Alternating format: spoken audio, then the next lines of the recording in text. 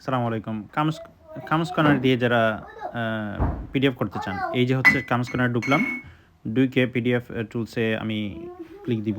তারপর ওই যে নিচে স্ক্যান বাটন দেখেন, ওইখানে ক্লিক করে যেকোনো একটা পেজ আমি সিলেক্ট করব। সিলেক্ট করে পিকচার তুলব এভাবে।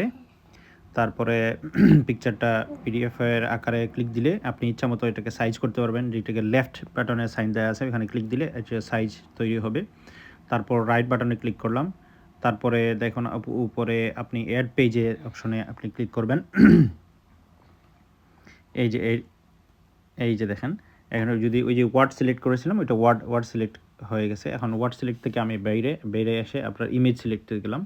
ইমেজ সিলেক্টে ইমেজ আকারে থাকলেও উপরে পেপার ওয়াইজ থাকবে। উপরে পেপার ওয়াইজের এখানে ক্লিক দিলে পেপার ওয়াইজ হয়ে এসে বুক আকারে চলে আসবে। এভাবে নেক্সট পেজে আমরা ক্লিক দিলাম।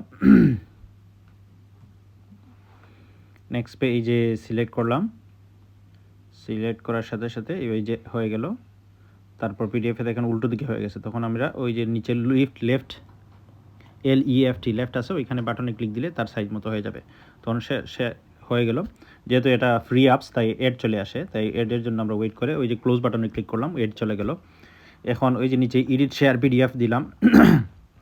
শেয়ার পিডিএফে শেয়ার এস এ পিডিএফ আছে, এখানে বাটনে ক্লিক করলাম। ক্লিক করার সাথে সাথে দেখাবে আপনি প্রিন্ট করতে চান, সেভ ফাইল করতে চান, অথবা হোয়াটসঅ্যাপে। তো আমি হোয়াটসঅ্যাপ সিলেক্ট করলাম। সেভ করে আমার পার্সোনাল ওয়াইফের হোয়াটসঅ্যাপে দিয়ে দিলাম, যেহেতু আমার কাছে কোনো নাম্বার নাই। কিন্তু সিলেক্ট করার সাথে সাথে একটা অ্যাড চলে আসে, ওয়েট করতে হবে অ্যাডটা চলে যাওয়ার পরে।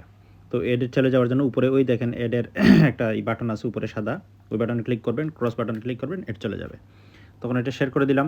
এখন দেখি আমাদের এটা পিডিএফটা হয়েছে কিনা। তখন আমরা ওই যে আগে যে নাম্বারে শেয়ার করেছিলাম, ওই নাম্বারে আমি আবার ঢুকলাম, দেখুন হয়ে গেছে। এই ছিল আমাদের কামস কর্নার দিয়ে কীভাবে আপনি পিডিএফ করবেন সহজ পদ্ধতি।